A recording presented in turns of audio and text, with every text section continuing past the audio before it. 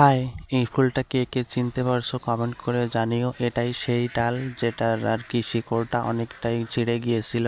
তো আমি বলেছিলাম এটার আপডেট আমি তোমাদের পরে জানাবো। তো আজকে দেখো যে ডালটা কিন্তু অনেকটাই সতেজ আছে।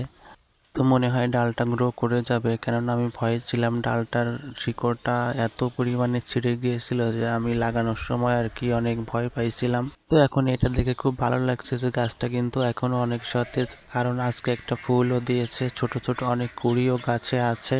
তো গাছটা গ্রো করলে এদিকে আমি অনেকটা সুন্দর একটা আকার দেব তেমনই পরিকল্পনা আছে, এজন্য আর ফুলগুলো আমি ছিঁড়িনি।